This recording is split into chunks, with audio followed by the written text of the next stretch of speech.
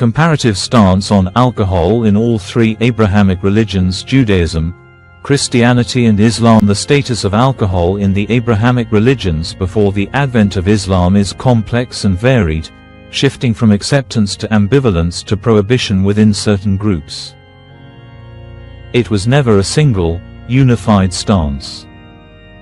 Here's a breakdown of the historical and religious context in Judaism and Christianity prior to Islam, 7th century CE. 1. Judaism. In Judaism, the stance on alcohol is generally one of moderation and acceptance, with wine holding a significant ritual and cultural role, but with strong warnings against abuse. Positive role of wine. Wine was a staple beverage and the symbol of joy, blessing, and prosperity. It is used in religious rituals such as Kiddush, a prayer of sanctification recited over a cup of wine on the Sabbath and Jewish holidays. The Torah describes wine as a drink offering in the temple. Verses like Psalm chapter 104:15 praise wine, and wine that cheers the heart of man, warnings against abuse. The book of Proverbs is filled with strong warnings about the dangers of excessive drinking.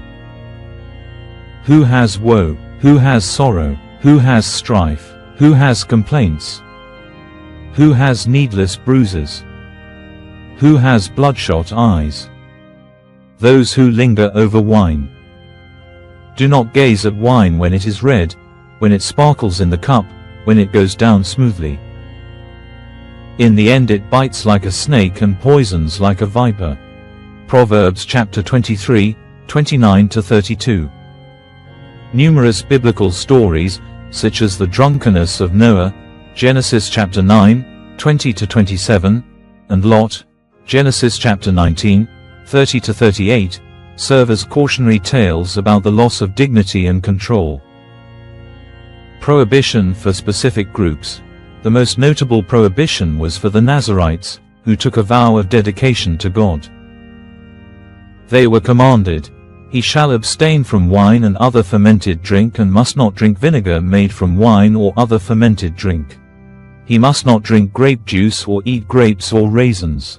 Numbers 6:3. Priests were forbidden from drinking wine before performing their duties in the tabernacle or temple. Leviticus chapter 10:9. In summary, for Judaism, wine was a blessed and integral part of daily and religious life, but its excessive consumption was strongly condemned. Prohibition was reserved for specific individuals with specific religious vows or duties. 2. Christianity.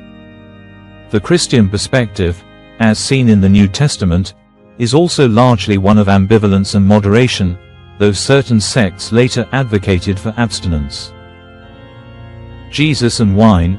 Jesus' first public miracle, according to the Gospel of John, was turning water into wine at the wedding at Cana, John chapter 2:1-11. This is seen as an endorsement of wine in a celebratory context. He instituted the Eucharist, Holy Communion, using wine, saying, "This cup is the new covenant in my blood, which is poured out for you," Luke chapter 22:20. To this day, wine is a central element of this sacrament in most Christian denominations. Teachings of moderation, not prohibition. The Apostle Paul, in his letters, advises moderation but not total abstinence. The most direct instruction is in Ephesians chapter 5:18. Do not get drunk on wine, which leads to debauchery. Instead, be filled with the Spirit. He also recommends wine for medicinal purposes to his follower Timothy. Stop drinking only water, and use a little wine because of your stomach and your frequent illnesses. 1 Timothy chapter 5:23. Asceticism and later movements. While the mainstream biblical texts do not forbid alcohol, ascetic Christian movements throughout history, such as some monastic orders and, much later, Protestant groups like Baptists and Methodists, have advocated for or required total abstinence, viewing it as a path to holiness and the way to avoid sin. The key biblical justification for this view is the same as in Islam and Judaism, the social and spiritual harms of drunkenness. However, they take the additional step of advocating complete avoidance to prevent any risk of sin.